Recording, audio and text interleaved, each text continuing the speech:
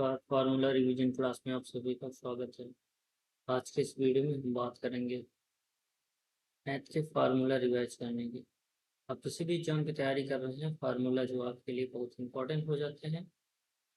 जैसे कि आप देख सकते हैं, हमने पूरे फार्मूले को एक ही वीडियो में कंपाइल करने की कोशिश की है और इस वीडियो में आपको मैथ से जितने रिलेटेड फार्मूले हैं सभी फार्मूलों को कवर किया जाएगा। यहाँ 2D हो, 3D हो, आपके LCM SCF हो, परसेंटेज हो, कोई भी फार्मूला आपके ट्रिपलेट हो, कोई भी फार्मूला आपके जो है यहाँ पे छोड़ा नहीं गया। सारे फार्मूलों को बहुत ही आसान तरीके से हमने कवर कर लिया है। तो आपको अगर अच्छा लगे तो एक हार्ट जरूर कमेंट बॉक्स में भेजिएगा और चैनल को सब्सक्राइब कर लीजिएगा। चलिए शुरू करते हैं। सबसे पहले देख सकते हैं, मैंने इसका क्लास का नेम है एक तरह से उत्तर प्रदेश पुलिस के नाम पे रखा है। फिलहाल आप कोई भी एग्जाम दे रहे हैं उसके फार्मूले, कोई भी फार्मूला आप रिवाइज करना चाहते हैं तो आपको सारे फार्मूले यहाँ से आसानी से रिवाइज हो जाएंगे। तो चैप्टर की बात करें तो आपके सामने चैप्टर यहाँ दे ही रखे हैं कि बहुत सारे चैप्टर को हमने कवर किया है। और सबसे पहले चलते हैं कौन सा चैप्टर, संख्या पद्धति, नंबर सिस्टम। तो सबसे पहले यहाँ पे योग को जो फार्मूला होता है, प्लस का जो फार्मूला होता है, हम इस फार्मूला के बारे में पढ़ेंगे। प्लस फार्मूला जो आपने देखा होगा कि योग फार्मूला आता है, आपके एग्जाम में पूछा जाता है, दी गई संख्याओं के दी गई संख्याओं का क्या करके दिखाइए, योग सूत्र बताइए, योग करके दिखाइए। तो नेचुरल नंबर्स का सम जब भी आएगा तो हमें फार्मूला लगाना होगा n × n+1/2। अगला हो जाएगा वर्गों का योग निकालना है तो n × n+1 2n+1/6, 2n+1/6। तो हमारा ये स्क्वायर नेचुरल नंबर्स का स्क्वायर और नेचुरल नंबर्स का सम। अगला हो जाएगा नेचुरल नंबर का क्यूब। हमने जो भी एक तरह के फार्मूले हैं एक ही जगह पे कंपाइल करने की कोशिश की है। तो नेचुरल नंबर का जो आपका क्यूब हो जाएगा n × n+1/2। इसको सॉल्व करने के बाद ही आपको स्क्वायर करना है। ये ध्यान रखना है कि मान लो बिना आपने सॉल्व किए हुए आप क्या करने लगे, स्क्वायर करने लगे। तो सबसे पहले हमें इसको सॉल्व कर लेना है, देन स्क्वायर को सॉल्व करना। ठीक है, तो आगे आपका अगला आ जाएगा इवन फार्मूला। जब इवन नंबर आ जाएंगे तो हमें क्या करना होगा, इवन नंबर के लिए आपको फार्मूला होगा n × n+1, इवन नंबर का सम। ठीक है, यहीं पे ऑड नंबर का सम अगर पूछा जाएगा तो n² हो जाएगा ऑड नंबर का सम। इवन नंबर का सम n × n+1, ऑड नंबर का सम n²। ठीक है, अगले पे चलते हैं। अगला आपका हो जाएगा डिविजिबिलिटी रूल। इससे पहले और भी फार्मूले होते हैं जिनको हम देख सकते हैं। जैसे मान लो आपके एग्जाम में नेचुरल नंबर हमने कर लिया, सम नंबर हमने कर लिया, और जैसे क्रमागत प्राकृतिक संख्याओं का योग आ जाए तो आपके लिए n+1 प्राकृतिक संख्याओं का क्रमागत। ठीक है, जैसे सम प्राकृतिक संख्याओं का आ जाए तो आपने देख लिया n+1। ठीक है, आपने विषम संख्या का देख लिया n²। बस इतने ही फार्मूले वैसे तो आपके एग्जाम में इम्पोर्टेंट हैं, लेकिन अगर यहाँ से एवरेज के भी फार्मूले पूछे जाते हैं तो बस आपके जितने नंबर्स हों उन नंबर्स से डिवाइड करा देने हैं नेचुरल, बस आपका हो जाएगा सम आपका निकल आएगा। ठीक है, तो अगला हो जाएगा डिविजिबिलिटी के रूल, विभाजिता के नियम। आपको पता है विभाजिता के बहुत सारे नियम होते हैं, कुछ नंबर्स को अलग अलग करने के लिए रूल बनाए गए हैं। तो विभाजिता का नियम हम पढ़ते हैं और जो है रूल ऑफ डिविजिबिलिटी। तो यहाँ पे देख सकते हैं, दो से भी मैं जल्दी से बताने की कोशिश करूंगा आपके स्पीड में। दो से विभाजित होने के लिए कोई भी नंबर मान लो, जैसे मैंने एक नंबर ऐसे ले लिया, तो दो से डिवाइड होने के लिए लास्ट का सम होना चाहिए। थ्री से डिवाइड होने के लिए इन सभी का क्या होना चाहिए, इन सभी का सम जो है वो थ्री से डिवाइड हो जाना चाहिए। लाइक मान लो यहाँ पे इन सभी का सम क्या आ जाए, 27 आ जाए, जिससे ये डिवाइड हो रहा है तो हाँ थ्री से डिवाइड हो जाएगा। फोर से डिवाइड होने के लिए लास्ट के जो दो नंबर हैं, लास्ट कोई भी नंबर है, लास्ट के दो नंबर को चेक करना है। ये जो टू डिजिट है लास्ट वाले, ये फोर से डिवाइड हो जाना चाहिए। एट से डिवाइड करने के लिए क्या करते हैं, लास्ट के थ्री डिजिट को चेक कर लेते हैं। अगला हो जाएगा फाइव से डिवाइड होने के लिए लास्ट का 5 और 0 होना चाहिए। सिक्स से डिवाइड होने के लिए थ्री और टू से डिवाइड होना चाहिए। कोई नंबर है, मान लो कोई भी नंबर लिख लेते हैं, यहाँ पे ऐसे नंबर लिख लिया, इसको हमने टू से भी डिवाइड करके देख लेंगे। और थ्री का जो रूल होता है कि sum of all numbers divide by two, तो वो अगर डिवाइड हो रहा है तो फिर वो जो है आसानी से डिवाइड हो जाएगा। एट से मैंने बता दिया कि लास्ट से अंतिम तीन अंकों को देखना है।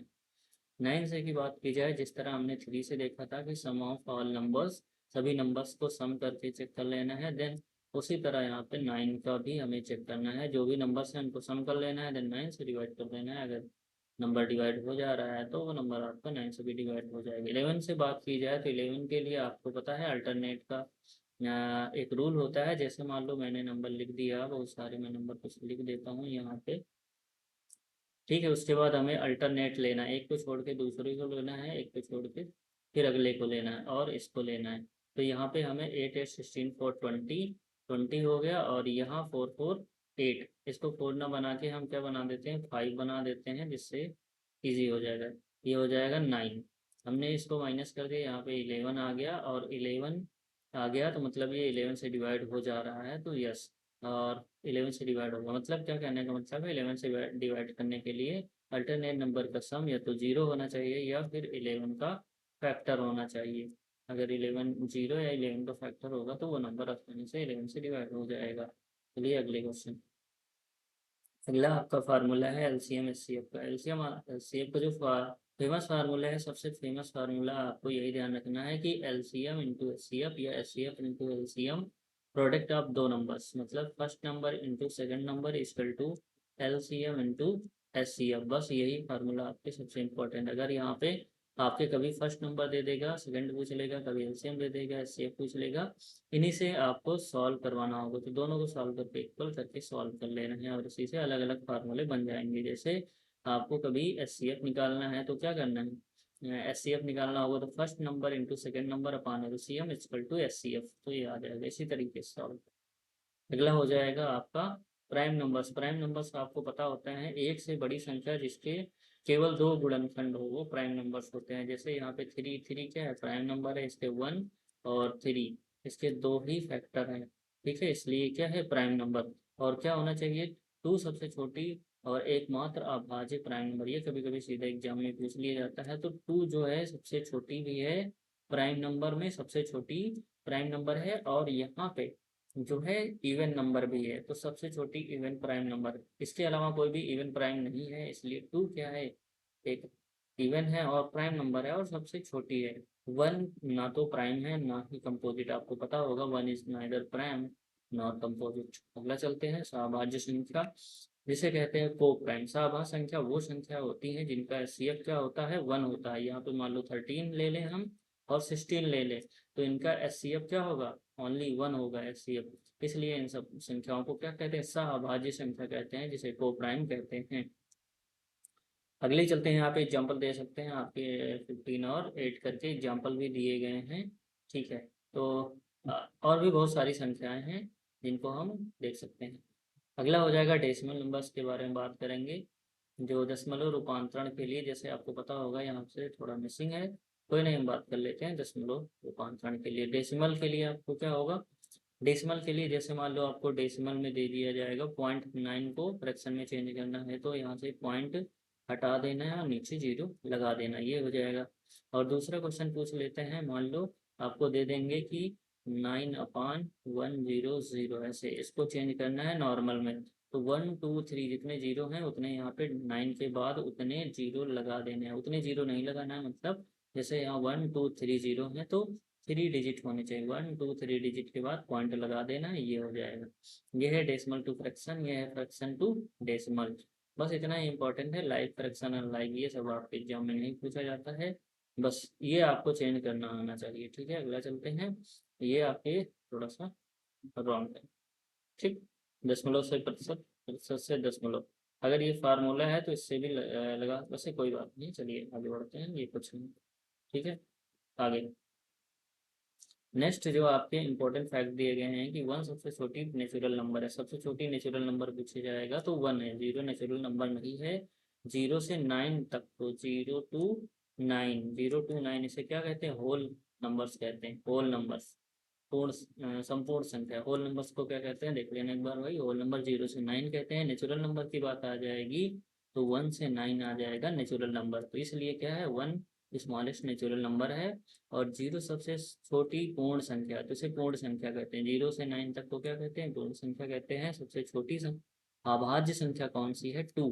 2 जो है स्मॉलेस्ट अभाज्य संख्या है, जिसे प्राइम नंबर कहते हैं। सबसे छोटी संयुक्त संख्या किसे कहते हैं, 4 कहते हैं, क्योंकि संयुक्त संख्या मतलब जिसके एक से ज़्यादा फैक्टर हो, यहाँ पे 1 फैक्टर हो जाएगा, 2 फैक्टर हो जाएगा और यहाँ पे 4 फैक्टर हो जाएगा। तो एक से ज़्यादा जिसके फैक्टर हैं उसको क्या कहते हैं, संयुक्त संख्या। ठीक है, अगला हो जाएगा फार्मूला, आपको पता होगा बोर्ड मास का। ठीक है, बोर्ड मास यहीं से बता देते हैं, आपको पता ही होगा, फिर भी रिवाइज कर लो। तो सबसे पहले आपका ब्रैकेट आ जाता है, उसके बाद ऑफ सॉल्व करना है, फिर डिवीजन, मल्टीप्लिकेशन, एडिशन, सब्ट्रैक्शन। ठीक है, और सबसे पहले ब्रैकेट के अंदर भी स्मॉल ब्रैकेट, उसके बाद महिला ब्रैकेट, उसके बाद सबसे बड़ा वाला ब्रैकेट, इस तरह ब्रैकेट को भी सॉल्व करना है। अगर उसके ऊपर भी बार ग्राफ जिस पे लगाया तो सबसे पहले बार ग्राफ वाले क्वेश्चन को सॉल्व करना है, ऐसे करके लगाया गया होता है ना किसी पे बार ग्राफ ऐसे। तो मान लो इसको सॉल्व करना है सबसे पहले बार ग्राफ को। ठीक है, चलते हैं आगे। आगे आपका जो है यहाँ पे वही डिस्क्राइब करके बोर्ड मास को, फार्मूले को डिस्क्राइब करके दिए गए हैं, जो आप देख सकते हैं। अब यहाँ पे कुछ जो आपके अलजेब्रिक फार्मूले आ गए हैं, उनको रिवाइज कर लेते हैं फटाफट से। एकदम इजी वाले जो आपके एग्जाम में आने वाले हैं वही से हैं। इस वीडियो को 2-3 बार जरूर देखिएगा, जिससे आपको फार्मूला आसानी से लर्न हो जाए। ए प्लस बी का होल स्क्वायर बराबर होता है A square plus 2ab plus B square. A minus B का whole square A square minus 2ab plus B square. A minus B का होल स्क्वायर इंपॉर्टेंट फार्मूला है, ये आपके exam में अलग अलग नंबर से पूछा जा सकता है। ये होगा ए प्लस बी एक ब्रैकेट में, दूसरे में ए माइनस बी। ये बहुत इंपॉर्टेंट नंबर आपके यहाँ पे दे दिए जाएंगे और दोनों के स्क्वायर दे दिए जाएंगे। उस नंबर को सॉल्व करने के लिए दे दिया जाएगा, बड़े बड़े नंबर होंगे तो आपको सॉल्व कर लेना है। अगला होता है क्यूब का formula, sorry, A plus B का होल क्यूब आ जाएगा। तो आपका ए प्लस बी का होल क्यूब में A cube plus B cube plus 3ab आ जाएगा। ए प्लस बी के होल क्यूब में A cube plus B cube plus 3ab, एक ब्रैकेट में A plus B. A minus B का whole cube, तो इसी तरह माइनस लगाते चले जाना है सब में बस।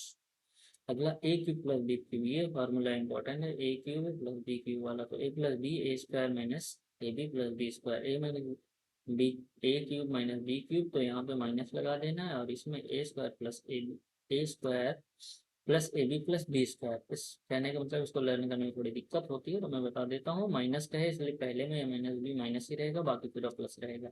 प्लस में होगा तो पहले प्लस रहेगा, उसके बाद जस्ट माइनस आएगा, फिर प्लस आ जाएगा। बस इस तरह से याद रख सकते हो।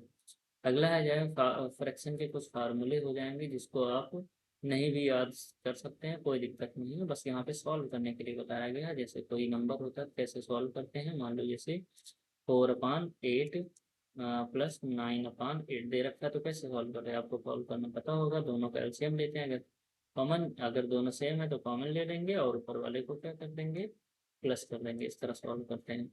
अगर दोनों डिफरेंस हैं तो हमें क्या करना है, दोनों का एलसीएम ले लेना है। अगर हमें प्राइम नंबर है तो दोनों का मल्टीप्लिकेशन ले लेना है, या फिर देखो उसके बाद यहाँ से क्रॉस मल्टीप्लिकेशन भी करवा लेना है, बस इस तरह से। तो बस यहाँ पे थोड़े से सॉल्व करने के जो है रूल बताए गए हैं। और जब डिवाइड, ये प्लस थे दोनों, और अगर जब भी मल्टीप्लाई आएगा तो ऊपर के नंबर को ऊपर को, नीचे के नंबर को नीचे को, इस तरह मल्टीप्लाई कराएंगे। जब भी डिवाइड आएगा तो हमें किस तरह सॉल्व करना है, डिवाइड में जैसे a/b और उसके बाद c/d है, तो हमें क्या कर लेना है, इसको जस्ट पहले वाले को a/b ही रखेंगे और इसको यहाँ पे मल्टीप्लिकेशन लगा के इसको d/c कर लेंगे, तो ये हो जाएगा AD/BC। ठीक है, इस तरह से भी सॉल्व कर सकते हो, तो ये भी एक बेहतरीन तरीका हो सकता है आपके सॉल्व करने का। चलते हैं आगे। ठीक है, तो आगे जो है आपके, आगे नेक्स्ट आ जाएंगे परसेंटेज के फार्मूले। परसेंटेज आपको पता होगा, परसेंटेज जो है आपके एग्जाम के लिए बहुत इंपॉर्टेंट क्वेश्चन है, और यहीं से जो है हम देखते हैं परसेंटेज के कुछ फ्रैक्शन भी आपको बताते हैं, और जिससे के लिए आपके लिए एग्जाम में इजी हो जाएंगे। तो यहाँ से देखते हैं परसेंटेज। परसेंटेज का फार्मूला ऐसे लगाते हैं, जैसे 20% इंक्रीज हो रहा है तो 20% इंक्रीज हो रहा है तो इस तरह सॉल्व कर लेंगे। ठीक है, या फिर हम लिख सकते हैं सीधा 120, 20% इंक्रीज तो 120 बस लिख देंगे। ठीक है, हाँ, तो इंक्रीज का फार्मूला इसी तरह होगा। इंक्रीज तो आसानी है, प्रतिशत में अगर कमी आ रही है, कितने प्रतिशत कम है, मान लो पूछा जाए एक समान 100 की थी। ठीक है, 100 की एक समान 20, 100 के एक समान 20 का लॉस हुआ, तो कितने में सेल हुआ, 80 में सेल हुआ, ये पूछा गया है।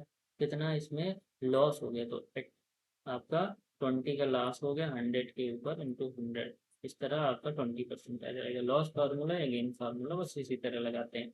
जो भी आपका लॉस या गेन हुआ हो, जो भी आपको लॉस या गेन हुआ हो अपान जो भी आपकी कॉस्ट प्राइस रही हो इनटू 100। सिंपल सा फार्मूला ये लगा लेना भाई बस। अगर सक्सेसिव की बात करें ये भी आपके लिए इम्पोर्टेंट हो जाएगा कि आपके एग्जाम में आ जाता है कि 20% की वृद्धि और 30% की वृद्धि, दो वृद्धि दिखा देगा, बताएगा कि कितनी परसेंट की इक्वल वृद्धि हुई। तो 20% ऐसे निकाल सकते हो फ्रैक्शन से भी कि 20% होता है 1/5, 30% होता है 3/10।